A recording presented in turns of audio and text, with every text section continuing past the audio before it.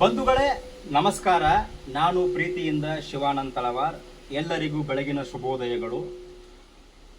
ದೇಶದಲ್ಲಿ ಒಬ್ಬ ಸೈನಿಕ ಗಡಿಯಲ್ಲಿ ಹುತಾತ್ಮನಾದರೆ ರಾಷ್ಟ್ರಪತಿಗಳಿಂದ ಅವನಿಗೆ ಅಶೋಕ ಚಕ್ರ, ಪರಮವೀರ ಚಕ್ರ ಮತ್ತು ಯಾವುದೋ ಕೀರ್ತಿ ಚಕ್ರಗಳಂತಹ ಅತ್ಯುನ್ನತ ಪ್ರಶಸ್ತಿಗಳನ್ನು ಕೊಟ್ಟು ರಾಷ್ಟ್ರಧ್ವಜವನ್ನು ಆತನ ಮೈ ಮೇಲೆ ಹೊಚ್ಚಿ ರಾಷ್ಟ್ರಧ್ವಜದಲ್ಲಿಯೇ ಆತನನ್ನು ಅಂತ್ಯ ಸಂಸ್ಕಾರ ಮಾಡಿರ್ತಕ್ಕಂಥ ನಿದರ್ಶನಗಳನ್ನು ನಾವು ನೋಡಿರ್ತೇವೆ.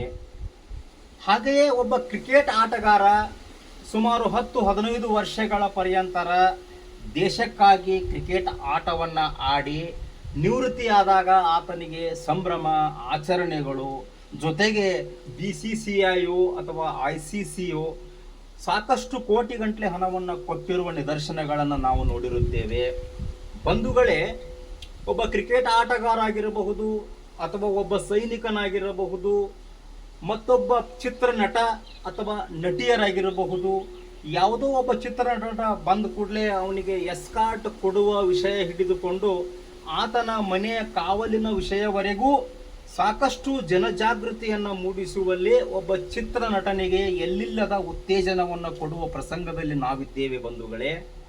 ಆದರೆ ನನ್ನ ಪ್ರಶ್ನೆ ಏನೆಂದರೆ, ಈ ಚಿತ್ರನಟನಿಗೆ ಆಹಾರವನ್ನು ಪೂರೈಕೆ ಮಾಡತಕ್ಕಂಥ ಗಡಿಯಲ್ಲಿ ಆ ಕಡೆ ಈ ಕಡೆ ಬಂದೂಕುಗಳನ್ನು ಹಾಕಿಕೊಂಡು ದೇಶವನ್ನು ಹಗಲಿರಳು ಕಣ್ಣರೆಪ್ಪೆಯಲ್ಲಿ ಇಟ್ಟುಕೊಂಡು ಕಾಯ್ತಕ್ಕಂಥ ಸೈನಿಕನಿಗೆ, ಮತ್ಯಾವುದೋ ಕ್ರಿಕೆಟ್ ಆಟಗಾರನಿಗೆ ಬ್ಯಾಟ್ ಹಿಡಿಯುವಲ್ಲಿ ಅಥವಾ ಬಾಲನ್ನು ಎಸೆಯುವಲ್ಲಿ ಪ್ರಮುಖ ಪಾತ್ರವನ್ನು ವಹಿಸಿರ್ತಕ್ಕಂಥ ಭಾರತದ ಶ್ರೇಷ್ಠ ರೈತ ಸಂತ ಅಥವಾ ರೈತ ಸಂಕುಲಕ್ಕೆ ಸರ್ಕಾರ ಯಾವುದೇ ಗೌರವ ಧನವಾಗಲಿ ಅಥವಾ ಮಳೆಗಾಲದ ಸಮಯದಲ್ಲಿ ಮುಂಗಾರಿನ ಅತಿ ಬಿಸಿಲು, ಬರದಿಂದ ಸಾಕ್ತಕ್ಕಂಥ ಮಳೆ, ಗುಡುಗು, ಸಿಡಿಲಿನ ರಭಸದಲ್ಲಿಯೂ ಆತ ಭೂಮಿಯಲ್ಲಿ ಬಿತ್ತನೆ ಮಾಡತಕ್ಕಂಥ ಪ್ರಸಂಗದಲ್ಲಿ ಆತನಿಗೆ ಎತ್ತುಗಳಿಗಾಗಲಿ ಅಥವಾ ಆತನಿಗಾಗಲಿ ಸಿಡಿಲು ಬಡಿದು ಸಾವನ್ನಪ್ಪಿದರೆ ಆತನಿಗೆ ಸರ್ಕಾರದಿಂದ ಕೊಡ್ತಕ್ಕಂಥ ಪರಿಹಾರ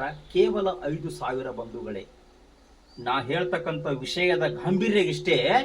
ಒಬ್ಬ ರೈತನಿಗೆ ನೀವು 5,000 ರೂಪಾಯಿ ಕೊಟ್ಟು ಪರಿಹಾರ ಘೋಷಣೆ ಮಾಡುವಲ್ಲಿ ತಾವುಗಳು ಯಶಸ್ವಿಯಾದರೆ, ಒಬ್ಬ ಸೈನಿಕನಿಗೆ, ಒಬ್ಬ ಚಿತ್ರನಟನಿಗೆ, ಒಬ್ಬ ಕ್ರಿಕೆಟ್ ಆಟಗಾರನಿಗೆ ನೀವು ಕೊಡ್ತಕ್ಕಂಥ ಸಂಭಾವನೆಯ ಒಂದು 20% ಆದರೂ ನೀವು ಏನಾದರೂ ರೈತನಿಗೆ ಕೊಟ್ಟಿದ್ದಾದರೆ, ಅಥವಾ ರೈತನ ಎತ್ತುಗಳಿಗೆ ಅಥವಾ ರೈತನನ್ನೇ ಅವಲಂಬಿಸಿರ್ತಕ್ಕಂಥ ವಿದ್ಯಾರ್ಥಿಗಳು, ಅವನ ಹೆಂಡತಿಯರು ಮತ್ಯಾವುದೋ ಕಳ್ಳ ಬಳ್ಳಿಗಳಿಗೆ ನೀವು ಪರಿಹಾರದ ಮೊತ್ತವನ್ನು ಹೆಚ್ಚಿಸುವಲ್ಲಿ ತಮ್ಮಗಳ ಪಾತ್ರ ಬಹಳ ಮಹತ್ವದ್ದಾಗಿದೆ.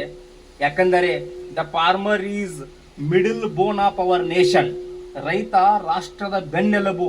ಬರೀ ಭಾರತದ ಪ್ರಧಾನಮಂತ್ರಿಯವರು, ಕರ್ನಾಟಕದ ಮುಖ್ಯಮಂತ್ರಿಗಳು ರೈತನ ಹೆಸರಿನಲ್ಲಿ ಪ್ರಮಾಣ ವಚನ ಬೋಧನೆ ಮಾಡಿದರೆ ಸಾಲದು, ರೈತನಿಗೂ ಸಹಿತ ಪರಿಹಾರದ ಮೊತ್ತದಲ್ಲಿ ಗರಿಷ್ಠ ಪ್ರಮಾಣದ ಅಂಕಿ ಸಂಖ್ಯೆಗಳನ್ನು ತಾವು ನೀಡಬೇಕು. ಯಾಕಂದರೆ ಒಬ್ಬ ರೈತ ಮಲಗಿದರೆ ಇಡೀ ದೇಶಾನೇ ಮಲಗತ್ತೆ ಅಂತಕ್ಕಂಥ ಒಳ್ಳೆಯ ನಿದರ್ಶನವನ್ನು ನಿಮಗೆ ಕೊಡುತ್ತೀನಿ ಬಂಧುಗಳೇ. ಅದು ಅಲ್ಲದೆ ಲಾಲ್ ಬಹದ್ದೂರ್ ಶಾಸ್ತ್ರಿ ಅವರು 1964ರಲ್ಲಿ ಅವರು ಏನು ಪ್ರಧಾನಮಂತ್ರಿ ಹುದ್ದೆಗೆ ಏರಿದರೂ ಈ ದೇಶದ ರೈತರ ಸಂಕುಲವನ್ನ ಎಚ್ಚರಗೊಳಿಸಲೆಂದೇ ಒಬ್ರು ಜೈ ಜವಾನ್ ಅಂತಕ್ಕಂಥ ಘೋಷಣೆ ಕೂಗಿದರೆ, ಲಾಲ್ ಬಹದ್ದೂರ್ ಶಾಸ್ತ್ರಿ ಅವರು ಜೈ ಜವಾನ್ ಜೈ ಕಿಸಾನ್ ಅಂತ ಗಟ್ಟಿ ಉದ್ಗಾರದಿಂದ ದೇಶದ ರೈತರನ್ನ ಎಚ್ಚರಗೊಳಿಸಿದರು. ಹಾಗೆ ಬಂಧುಗಳೇ, ನಾವು ಕೊಡ್ತಕ್ಕಂಥ ಎಂತಹ ಪರಿಸ್ಥಿತಿಯಲ್ಲಾದರೂ ರೈತನಿಗೆ ಅಗ್ರಸ್ಥಾನ ದೊರೆಯಬೇಕು. ರೈತ ಇಲ್ಲದಿದ್ದರೆ ಈ ನಾಡೇ ಇಲ್ಲ, ನಾವೇ ಇಲ್ಲ, ಜೊತೆಗೆ ನಮ್ಮ ಹೊಟ್ಟೆ ಬಟ್ಟೆನೇ ಇಲ್ಲ ಅಂತಕ್ಕಂಥ ಮಾತನ್ನು ನಿಮಗೆ ಹೇಳ್ತೀನಿ. ರೈತ ಒಬ್ಬ ನಕ್ಕರೆ ನಾಡಿಗೆ ಸಕ್ಕರೆ, ನಾಡಿಗೆ ಸಿಹಿ, ನಾಡಿಗೆ ಮತ್ಯಾವುದೋ ಉಲ್ಲಾಸ ಸಂತೋಷಗಳನ್ನು ತಾವುಗಳು ಪಡೆಯಬಹುದು. ಹಾಗೆ ನೀವು ಕೊಡ್ತಕ್ಕಂಥ ಗೌರವ ಧನ ಅದೇ ಒಬ್ಬ ರೈತನಿಗೂ ಕೊಡಿ. ಯಾಕಂದರೆ ನೀವು ಸೈನಿಕನ ಹೆಂಡತಿಗೆ ಅಥವಾ ಒಬ್ಬ ಕ್ರಿಕೆಟ್ ಆಟಗಾರನಿಗೆ, ಆ ಕ್ರಿಕೆಟ್ ಆಟಗಾರನ ಸಂಬಂಧಿಕರಿಗೆ, ಮತ್ಯಾವುದೋ ಚಿತ್ರನಟನಿಗೆ ನೀವೆಲ್ಲ ಎಸ್ಕಾರ್ಟ್ದಂತಹ ಅತಿ ಉತ್ತೇಜನ ಪ್ರಸಂಗಗಳನ್ನು ನೀಡಿದರೂ ಸಹಿತ ಯಾವಾಗ ಒಬ್ಬ ಅತ್ಯುತ್ತಮ ರೈತ ಸತ್ತಾಗ ಆತನ ದೇಹದ ಮೇಲೆಯೂ ಸಹಿತ ನೀವು ರಾಷ್ಟ್ರಧ್ವಜವನ್ನು ಹೊಚ್ಚಿ ದೇಶದ ಸಕಲ ಗೌರವ ಮರ್ಯಾದೆಗಳನ್ನ ಸಹಿತ ಆತನಿಗೆ ಕೊಡಿ. ಹೇಗೆ ರಾಷ್ಟ್ರಧ್ವಜದಲ್ಲಿ ಕೇಸರಿ ಬಿಳಿ ಹಸಿರು 3ನೇ ಸ್ಥಾನದಲ್ಲಿದೆಯೋ ಹಾಗೆ ರೈತನನ್ನು ಕೂಡ 3ನೇ ಸ್ಥಾನದಲ್ಲಿ ರಾಷ್ಟ್ರಧ್ವಜವನ್ನು ಹೊತ್ತಿ ರಾಷ್ಟ್ರಧ್ವಜದಲ್ಲಿಯೇ ಆತನಿಗೆ ಗೌರವ ಮರ್ಯಾದೆ ಸಿಗಲಿ. ಆತ ಮಡಿದಾಗೂ ಸಹಿತ ರಾಷ್ಟ್ರಧ್ವಜವನ್ನ ಆತನ ದೇಹದ ಮೇಲೆ ತಾವುಗಳು ಹಚ್ಚಿ ರಾಷ್ಟ್ರಕ್ಕೆ ತಮ್ಮದೇ ಆದ ಕೊಡುಗೆಯನ್ನು ನೀಡಿರ್ತಾರಲ್ಲ, ಅದೇ ರೀತಿ ಅವರಿಗೆ ಸಕಲ ಗೌರವ ಮರ್ಯಾದೆಗಳನ್ನು ಕೊಡಿ.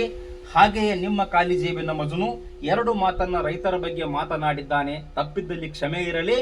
ಜೈ ಹಿಂದ್, ಜೈ ಭಾರತ್, ಜೈ ಜವಾನ್, ಜೈ ಕಿಸಾನ್.